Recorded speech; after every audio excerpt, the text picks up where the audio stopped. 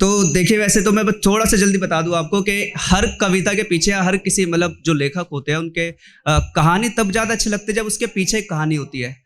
तो इसके पीछे की कहानी ये है कि ये कविता मैंने कल ही लिखी थी और अभी थोड़ी पूरी की है मैंने मेट्रो में आते आते।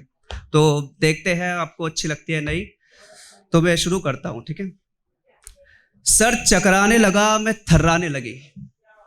सर चकराने लगा, मैं थर्राने लगी। बदन टूट रहा था, मैं घबराने लगी। कभी चादर ओढ़ रही थी, कभी हटाने लगी। एक अलग सी बेचैनी मुझ में छाने लगी। एक जलबिन मछली सा हाल मेरा हू बहू था। वो पहला महीना था जब मेरी कोख में तू था।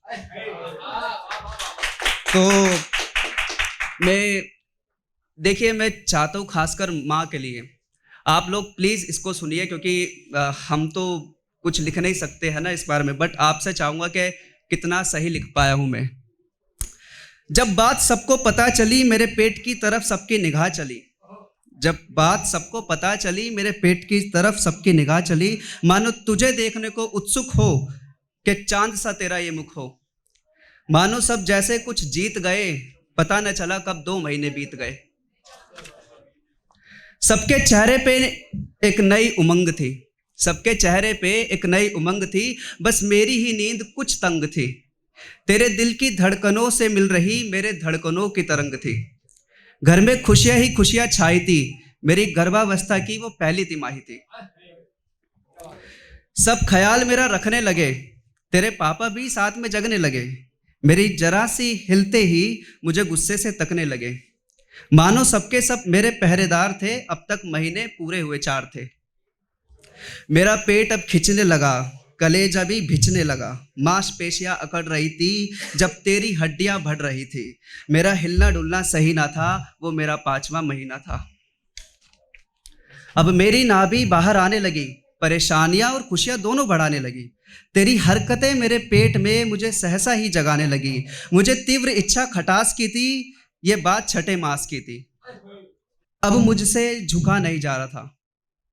अब मुझसे झुका नहीं जा रहा था। वजन सारा मेरे पंजों पे आ रहा था। तू इतनी हलचल कर रहा था मुन्ना, मानो जैसे मुझे गिरा रहा था। इतने दुखद अनुभव का भी एक सुखद एहसास था। ये मेरी गर्भावस्था का 7वां मास था।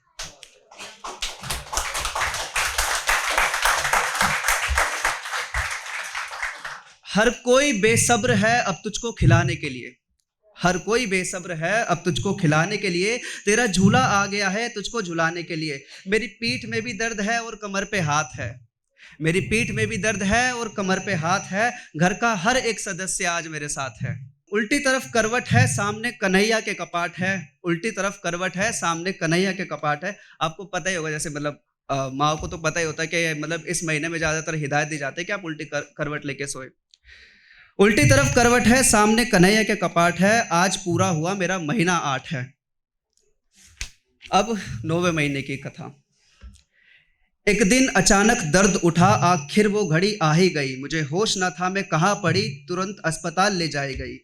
क्या बताऊं वो मंजर कैसा था, वो दर्द उठा कुछ ऐसा था। एक एक हड्डी मेरी टूट रही, सांसों से सांसें छूट रही। रो भी न सकी, आंसू कम थे, दिख रहे मुझे खड़े यम थे। सन गए कपड़े जो तन पड़े, परिवार वाले थे सन्न खड़े। अपना हाल बताऊं क्या, मैं जीती या मर जाऊं क्या। पर मैं नहीं हारी थी, मेरे उदर में जान बेचारी थी। मैं झूम उठी जब सन्नाटे में, सुनी तेरी किलकारी थी, सुनी तेरी किलकारी थी। उसके बाद तो मुन्ना बस तेरी छठी की तैयारी थी।